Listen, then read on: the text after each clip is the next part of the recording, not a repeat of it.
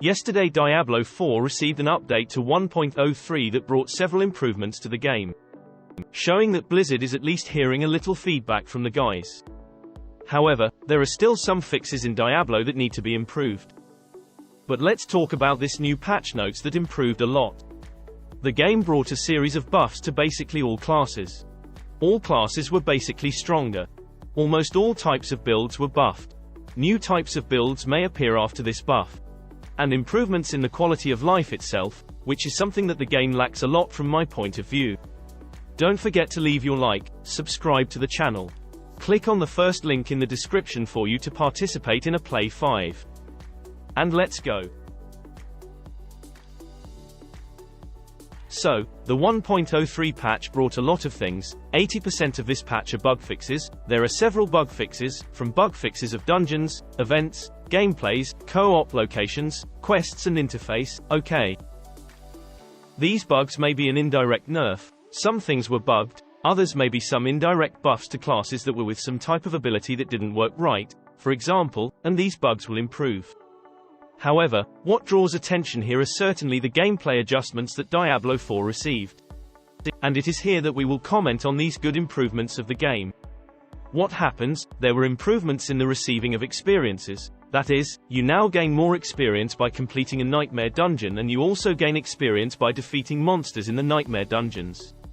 Nightmare dungeons are basically the late game dungeons that you do in the game, and this dungeon basically serves to up the glyphs. A lot of people ended up neglecting the glyphs because they were doing some dungeons that you can up fast, or doing it in a group. And people ended up not doing the seal. Now the seal is a little more important. It was already important because of the glyphs, but now it is more important and it is giving a good XP. I found it interesting. I did some seals there and I noticed that there was really an improvement in the XP gain there, both when you do the seal and when you finish it. What was more interesting was the fact that when you are not doing the seals, the other main content is the seals, you don't have much else to do besides that, so it's worth it. Another thing is that the infernal tides now have more bonus when you open the chests that are in there.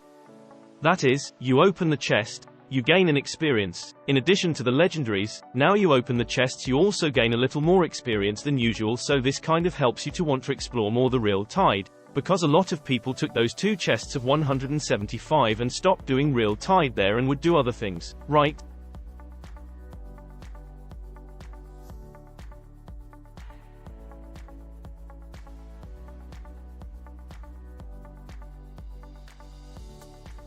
Now you get a little more motivated to want to get those chests of 75 and such, because even sometimes with the build closed, with items already there that you already have, unique items, for example. You don't want to open a boot chest, for example, so you end up ignoring the real tides, but it may be worth it. Perhaps, for the experience you will gain now. It is not something very absurd from my point of view, but it is a nice buff.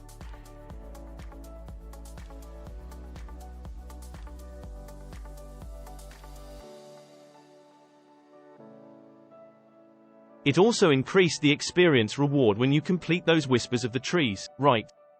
So another good improvement, the whispers is the activity that is more forgotten in these games, more backwards by the vast majority. It is not so fun to do, from my point of view, and you won a chest there and it gave you experience.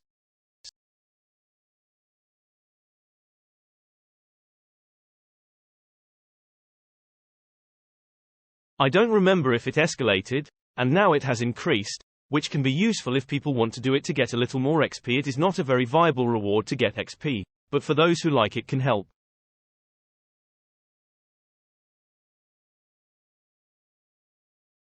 And also fixed a problem that you didn't gain experience when you finished some dungeon objectives. There is a bug that was corrected there. So basically the game was easier for you to occupy. I think from the point of view of the people who don't have so much time to play enter, do some real tides and do some whispers, it will help you get a little more XP now.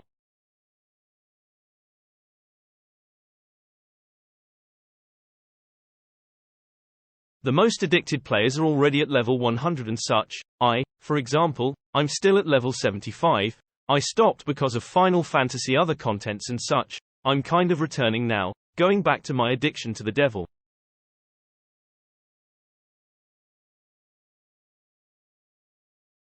And it's good, let's try to run after it and such. It's not something Oh my god. But this is very good, and with the buffs it helps because the class at the same time will get stronger, defeat the monsters relatively faster.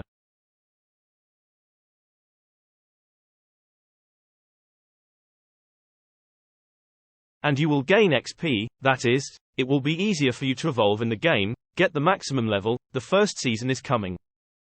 So I think Blizzard wants all players to try to get to level 100 or close to level 100 to be able to play the season they're now after resetting the new characters.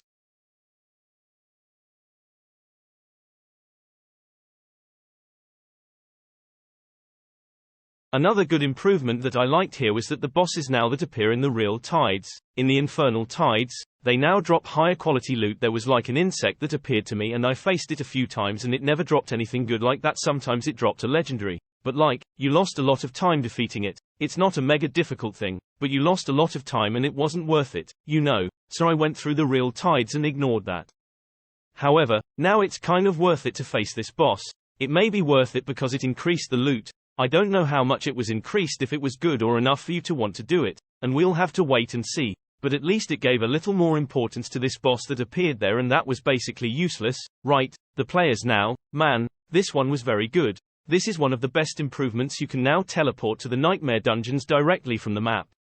When you activated the seal to activate the Nightmare Dungeon, he put the dungeon there, transformed the dungeon into a Nightmare Dungeon. However, you had to go to it walking. You traveled to the nearest point, took your horse and went. For example, I sometimes prioritized dungeons that were close to the teleportation point, but you can't always do that, since the seals are random, so sometimes I opened a seal in a Nightmare Dungeon that was far away. It was a slight laziness to go there, and now much better, because you opened the dungeon, you clicked and you were teleported to the front of the Nightmare Dungeon. It was much faster to do this, so it's a combo, right? It was faster for you to finish the dungeons, it was more rewarding for you to finish the Nightmare Dungeons, and it was much faster and easier to do. So you can do more Nightmare Dungeons faster, without wasting time looking for the horse and going there. Incredible, it was much better for me. This was an incredible. In quality of life, it was something that the players were complaining about and they improved there, okay.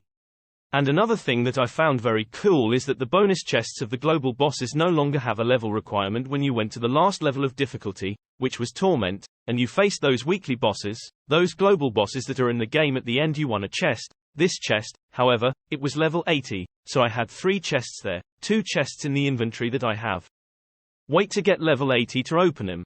I was at level 75, and now you can open him there. It no longer has a level requirement, which is good because you sometimes go to the world, to the last level of world. The right one is 70, right? But for example, I went to 65. There are a lot of people who go a little earlier, right? I felt comfortable. I managed to go very quietly using level 65 because, like, from 65 to 80 for you to open the chests is ground, right? So you did the global bosses.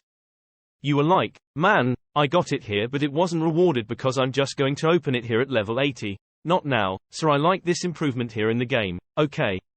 We are now working to increase the density of monsters at the end of the game, of the content at the end of the game, okay.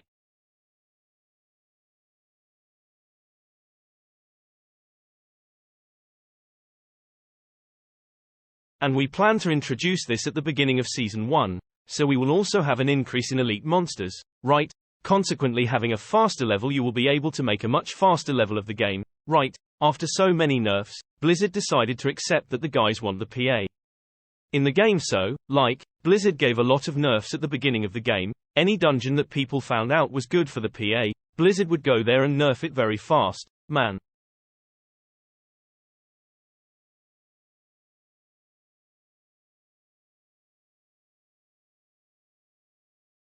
And now they said, like, go to the PA, guys, go to the PA.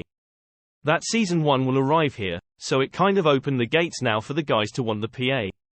A little more quietly, of course. It wasn't extremely easy or anything like that, but it opened, right? And lastly, we have the balancing, which basically all the classes that you look at here, man, like, all of them. It's because I don't know all the classes very well. I only played Necromancer so far. I didn't want other classes, but if you go see all the classes, they had a lot of increased skills, like, mass buffs, like, I don't remember having nerfs here, correct me if I'm wrong, but, for example, this Necromancer that I saw, basically everything is buff, Everything is an increase that you will have in damage, okay. Increase in basic skill damage, sometimes it's like, a very simple thing, like, 15 to 16%, right? Oh my god.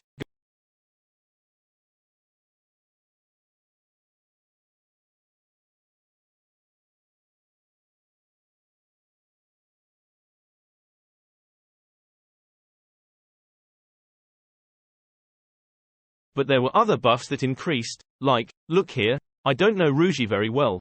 But look, increased damage from 30 to 75%, man, like, it's a very expressive increase, right? I don't know how good this skill is, right?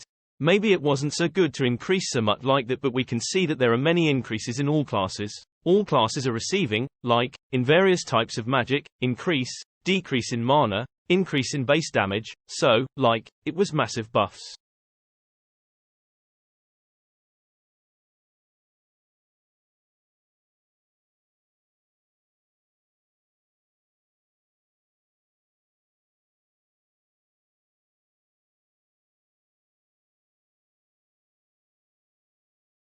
Summary then of the opera, summary of this update, basically it was easier to up. Basically it was calmer and a little faster for you to do things, but there are still some things that the game needs to improve a little, right?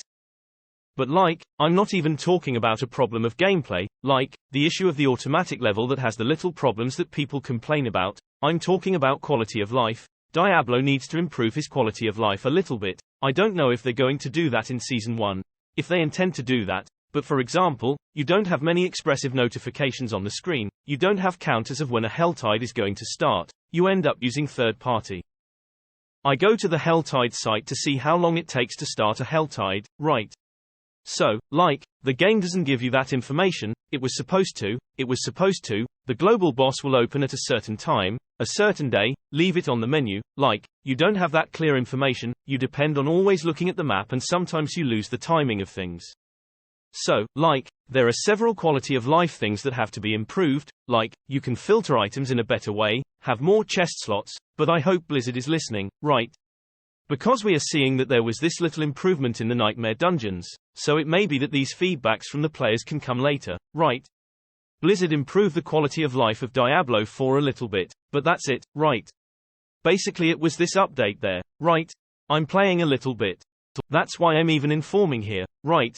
And let's see how Season 1 will be, which is scheduled to arrive in mid-July, if I'm not mistaken, right? And then there will be a lot of new things, more news, depending on what we bring here.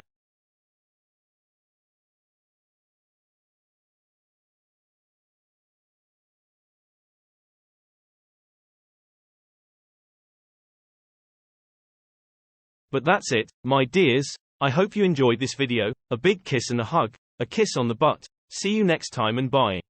The other thing is that the Infernal Tides now have more bonus when you open the chests that are in there.